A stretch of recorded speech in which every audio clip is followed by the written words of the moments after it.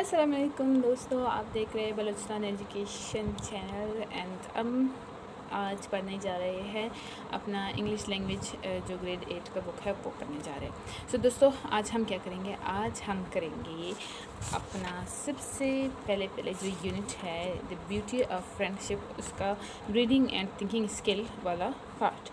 So friend, इससे पहले यहाँ पे जो एक नोट है इसको भी मैं आपके लिए थोड़ा सा क्लियर कर दूँ। यहाँ पे दो चीज़ें हैं वो मैं समझा दूँ, ये समझने की चीज़ें हैं। सबसे पहले है पोइट्री और दूसरा है स्टैंजा। सो पोइट्री के सामने इन्होंने लिखा है the art of rhythmical and composition written or spoken for exciting pleasure thoughts through beautiful and imaginative thoughts। सो दोस्तों, पोइट्री है क्या? ये जो हमारा पोइम है ये पोइट्री कहलाता है।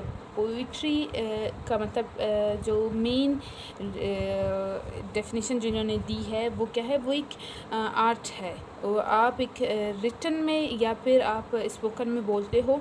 कंपोजिशन है आपके अपने जो खुशी है, गम है, जो आपकी फीलिंग्स है, उन थॉट्स को आप एक खूबसूरत और एक ख़याली अंदाज़ में जो है आपके जो मतलब एक ख़याल होता है, एक आपकी सोच होती है, उसको एक इस तरह से डिफ़ाइन करना जैसे कि इस पोइम को किया गया है। देखिए, तो इस चीज़ को पोइट्री कहते हैं। पोइट्री किस चीज़ को कहते हैं? आप अपने ख़यालात को या तो रिटन में या फिर आप सिर्फ बोल कर स्पोकन में उनको जो है बयान करते हो। वो ब्यूटीफुल ख़यालात आपके इमेजिनेशंस जो है उनको बयान करते हो, वो पोइट्री कहलाता है।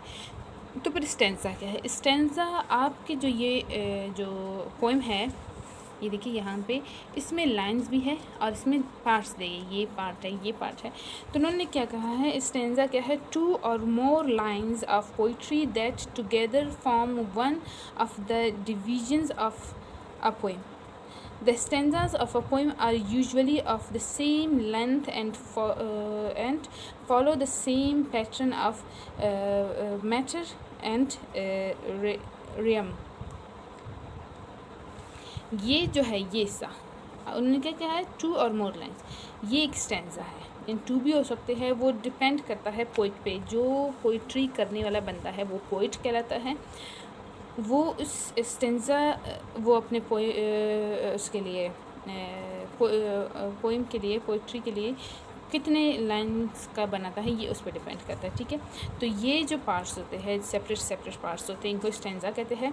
और स्टेंजा स्टार्ट होते हैं 2 से, यानी मिनिमम कम से कम 2 लाइंस होते हैं और ज़्यादा जितना पोइट चाहे उतना हो सकते हैं। तो ये स्टेंजा है और ये पूरा पोइट्री है या पोइम है।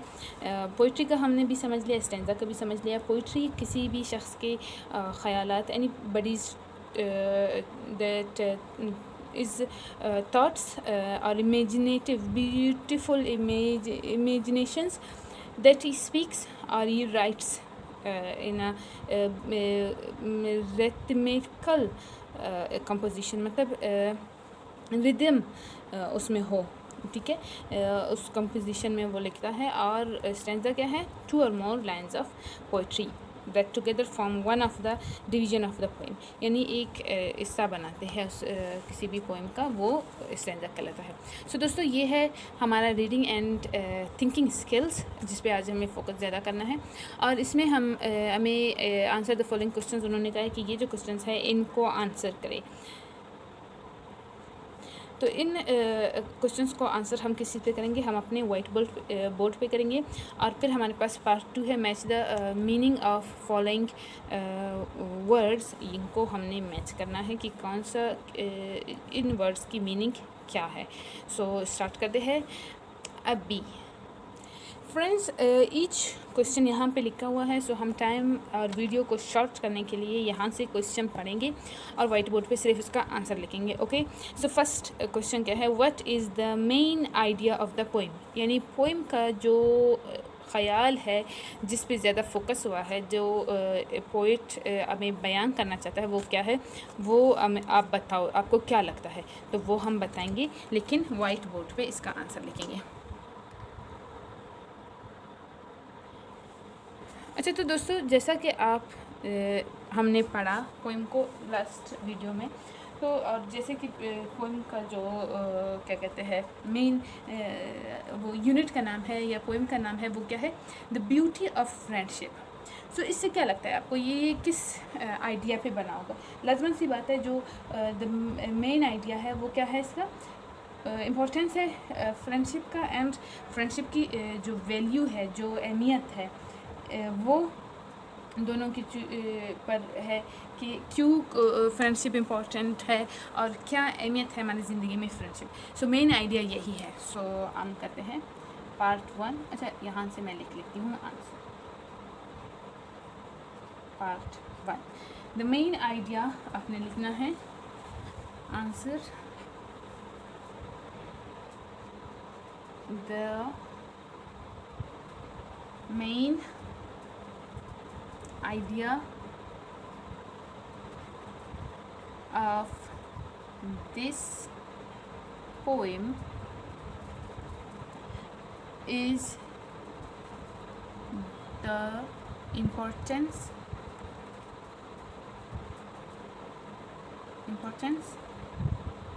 and value of what? Of friendship.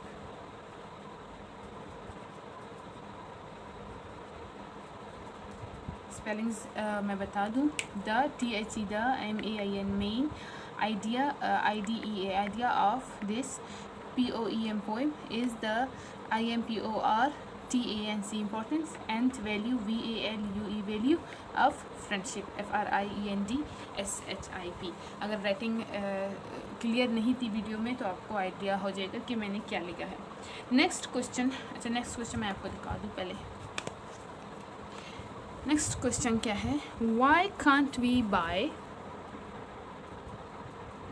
ये वाला है next question, why can't we buy friendship. इसका मतलब क्या है, पहले इसका मतलब मैं बता दूं। इस क्वेश्चन में पूछा जा रहा है कि हम फ्रेंडशिप को, दोस्ती को क्यों ख़रीद नहीं सकते। तो आप का क्या हो सकता है, मतलब आपके ख्याल में हम फ्रेंडशिप को क्यों नहीं ख़रीद सकते। सो फ्रेंड्स, अगर हम स्टैंजा नंबर 1 पे जाए तो उसमें क्या कहा गया था, उसमें कहा गया था कि जो फ्रेंडशिप है वो प्राइसलेस गिफ्ट है, यानी वो हमें अल्लाह की तरफ से मिलता है, पहली बात। दूसरी बात ये जो है, उन्होंने कहा था कि ना ख़रीदा जा सकता है ना सेल किया जा सकता है। तो यहाँ पे पूछा गया है जो हमारा पार्ट 2 था कि क्यों ख़रीदा नहीं जा सकता और क्यों सेल नहीं किया जा सकता। तो क्वेश्चन कहते हैं why can't we buy friendship, क्यों नहीं ख़रीद सकते, क्योंकि इसकी जो वैल्यू है वो ग्रेटर है than a mountain made of gold.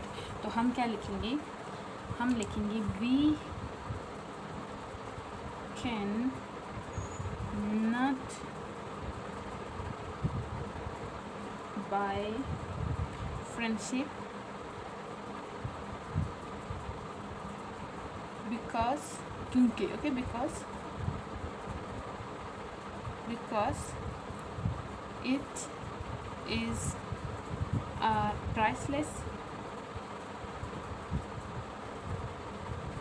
gift and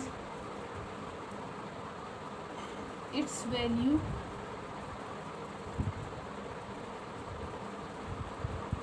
is greater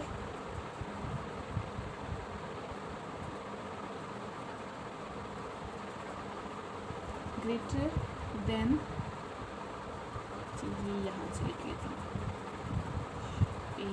and then amounting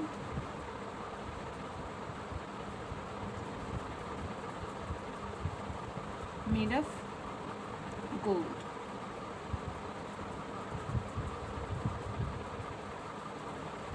सो ये हो गया हमारा answer. Why we can not buy it, because it's priceless gift and its value is far greater और is greater than a mountain made of gold. ठीक है, हम इसको नहीं ख़रीद सकते क्योंकि एक तो ये प्राइसलेस गिफ्ट है, गॉड की तरफ से है, अल्लाह ताला की तरफ से है, और दूसरी चीज़ क्योंकि इसकी वैल्यू बहुत ज़्यादा होती है, एक माउंटेन ऑफ गोल्ड से भी ज़्यादा होती है। सो फ्रेंड्स, अब हम पार्ट 3 की तरफ जाते हैं और पार्ट 3 में हमसे क्या पूछा गया है। उन्होंने कहा है कि why does the poet give no importance to gold in stanza number 2 and 3।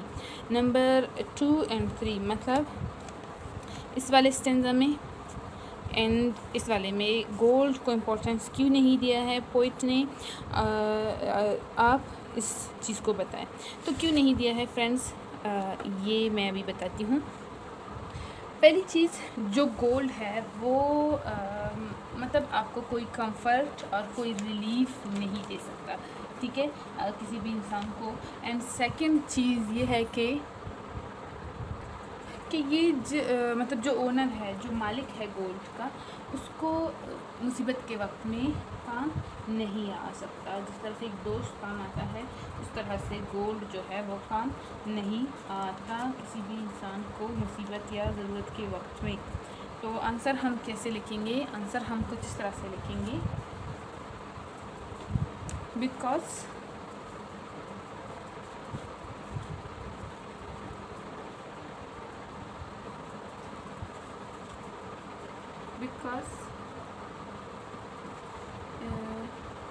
यहाँ पे गोल्ड लिख लेते, gold, because gold can not provide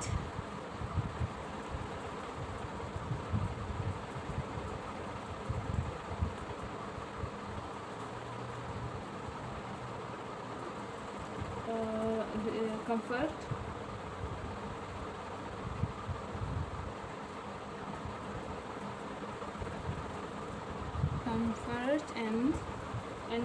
and relief, और या एंड से कोई बात नहीं, ठीक है, और relief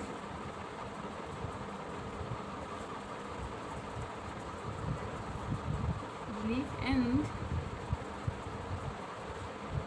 it can not help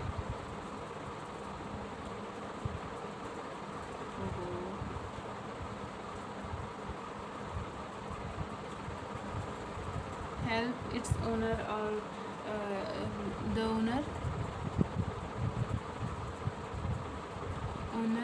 in time of need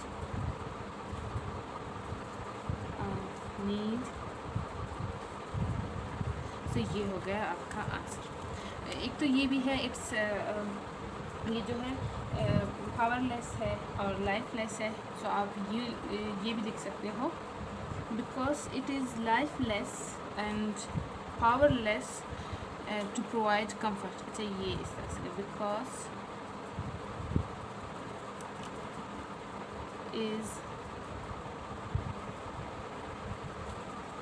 less to provide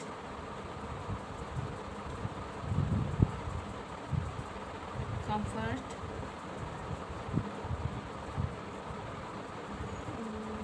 comfort और रिलीफ, कंफर्ट लिख ले। ये मैंने यहाँ और रिलीफ, तो ये हो गया। And it can not help its owner in time of need. So ये हो गया हमारे पहले 3 पार्ट्स का आंसर। अब हमें 4 के लिए जाना है, और 4 के लिए जाने के लिए सबसे पहले क्या करना है?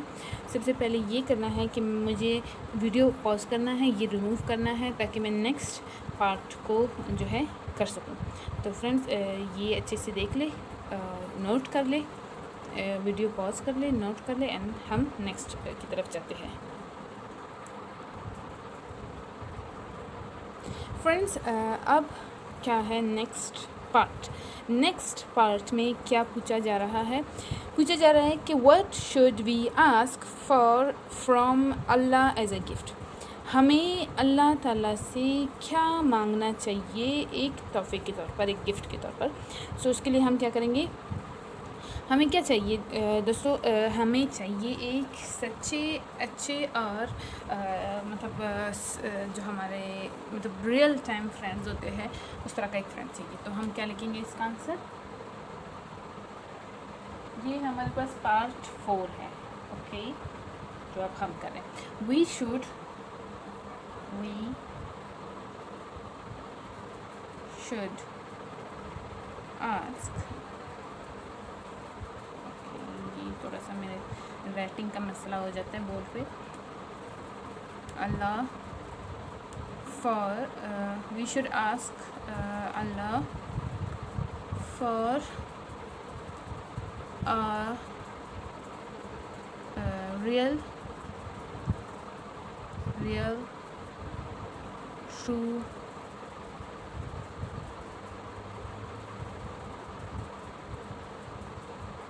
friend. बिकॉज फ्रेंड्स जब हमारे पास एक रियल ट्रू फ्रेंड नहीं होते, जो हमारे फ्रेंड्स हैं वो हमारे साथ सिंसियर नहीं होते, तो क्या होता है, हम कभी कामयाब नहीं होते, वो हमेशा हमें नुकसान पहुंचाने के लिए होते हैं। हमारे पास जितना भी दौलत हो वो भी हमारे मतलब कोई काम नहीं आता, या कोई चीज़ कोई मटेरियल हमें काम नहीं आता, लेकिन एक सच्चा दोस्त हमें मुसीबत में हमेशा काम आता है। तो जब भी अल्लाह ताला से कुछ मांगो तो एक सच्चे और अच्छे दोस्त के लिए दुआ करो, यानी एक रियल और एक अच्छे और सच्चे दोस्त की दुआ ज़रूर करो। नेक्स्ट जो हमारा फाइनल क्वेश्चन है उस पर चलते हैं। अच्छा, कंप्रीहेंशन का जो लास्ट पार्ट है वो देख ले। ओह, मैंने जूम आउट नहीं किया था। ओहो, अच्छा ये दोस्तों हमारा जो आंसर था, हमने लिखा we should ask Allah for a real true friend. Zoom out नहीं किया था तो मसला हो गया। ऐसे तो दोस्तों ये अब जूम इन कर लेती हूँ। Do you like this poem? If yes give reason.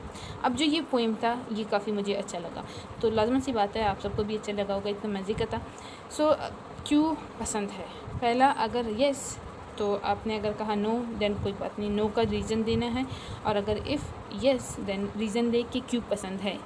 तो अब हम अपना रीज़न लिखते हैं कि हमें क्यों पसंद है ये। मैं इस पोएम को क्यों पसंद करती हूँ, मैं अपना रीज़न लिखूँगी। आप क्यों पसंद करते हो, आप अपना रीज़न लिखोगे। मेरे ख्याल से हम सबका जो रीज़न होगा वो क्लोज टू ईच अदर होगा। तो नाउ फ्रेंड्स जो है हम लिख लेते हैं कि ये किसका आंसर है। फ्रेंड्स अभी स्टार्टिंग है बिल्कुल चैप्टर्स का, लेसन्स का, तो मैं ज़्यादा उर्दू यूज़ कर रही हूँ। आगे चल के इंशाल्लाह मैं कोशिश करूँगी कि I should speak more English in compare to Urdu. मेरी इंग्लिश स्पीकिंग भी इम्प्रूव हो जाएगी बात करते करते, और आपको भी लिसनिंग की आदत होगी और आप भी समझते जाएंगे कि इस चीज़ को क्या कहते हैं उर्दू में, सॉरी इंग्लिश में क्या कहते हैं। तो अब हमें बताना है कि क्यों हमें ये पोइम पसंद है। पहला कि हमें पसंद है, सो yes, then I give reason. So I like this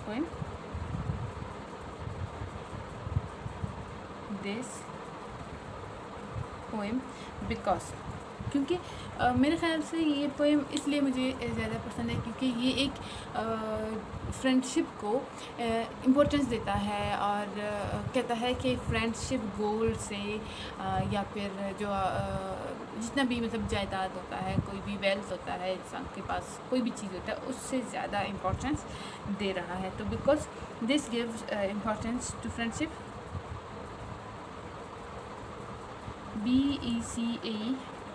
BECAUSE, okay, because it gives importance,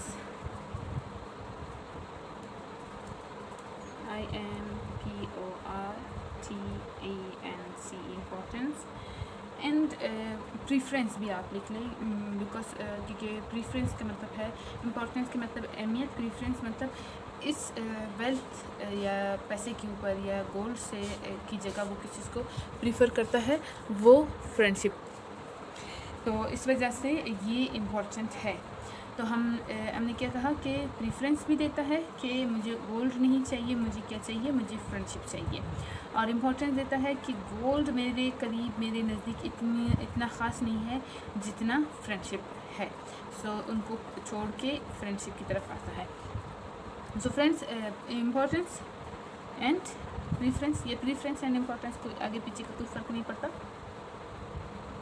and preference, PRE friends, PRE FRENCE, preference. Importance and preference किसको देता है? फ्रेंडशिप टू द गोल्ड, ये मैं कंफ्यूज ना कर दूँ किसी को, to gold, then what, gold and sorry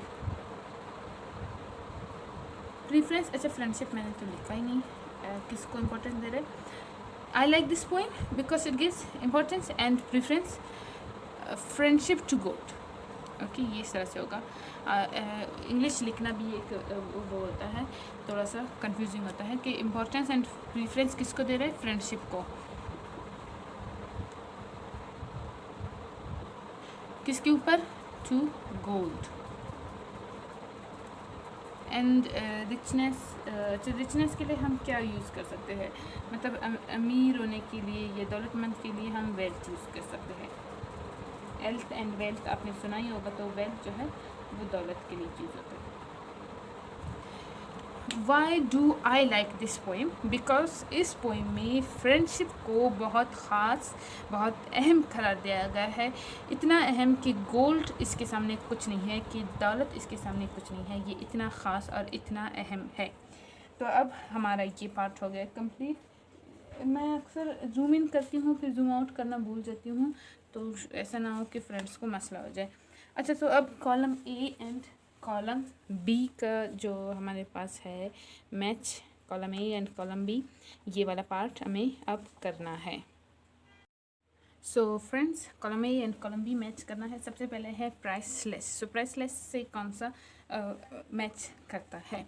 priceless मतलब कोई ऐसी चीज़ जिसकी कोई कीमत हो ही नहीं सकती, वो इतनी कीमती है कि आप उसके सामने कुछ भी लेकर आओ वो कम पड़ेगा। जो चीज़ ये है, तो क्या हो सकता है? वर्थ नहीं, हैविंग नो लाइफ नहीं, जेम नहीं, एंड ट्रेजर एंड वेल्थ नहीं, वेरी कॉस्टली, प्रीशियस। तो ये हम मैच करते हैं। अच्छा, इसको मैं ऐसे करती हूँ, ये ए एंड ये भी ए। मैं पेन यूज़ कर रही हूँ, मेरे पास पेंसिल पता नहीं कहाँ चला गया, अभी नहीं मिल रही इसलिए। लेकिन आपने क्या यूज़ करना है? आपने पेंसिल ही यूज़ करना है। फिर है हमारे पास रिच। रिच का मतलब है दौलत। ओके, तो कौन सी चीज़ दौलत से मिलती है? अच्छा, तो अब नेक्स्ट क्या है? रिच का क्या होगा? रिच का जो है मतलब दौलत होता है, ठीक है।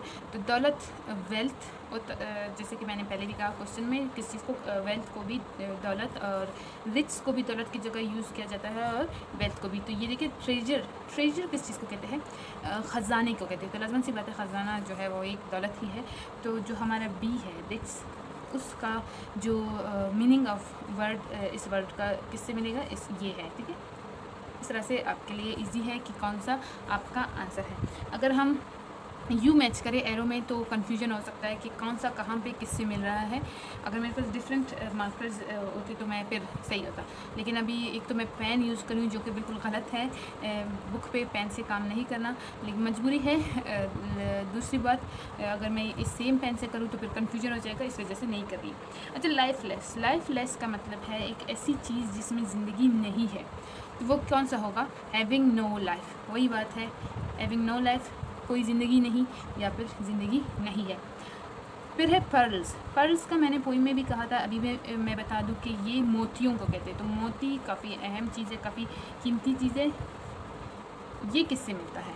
ये जो जिम है, ठीक है, इसका मतलब है कीमती पत्थर, ठीक है। और पर्ल्स मोती को कहते हैं। मोती भी एक पत्थर है और एक कीमती पत्थर है, तो ये इससे मिलता है। And final value and worth, ये तो कंफर्म हो गया कि यही बचा हुआ है,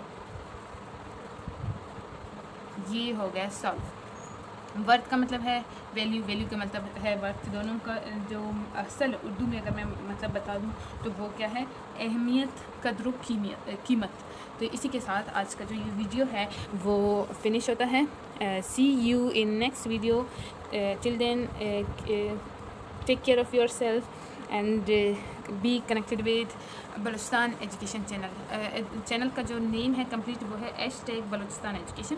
फ्रेंड्स, वीडियो को कमेंट देना, वीडियो को लाइक देना और वीडियो को शेयर करना बिल्कुल नहीं भूलिएगा। See you in next video. तब तक के लिए अपना ख्याल रखिए। Take care of your self. Bye bye.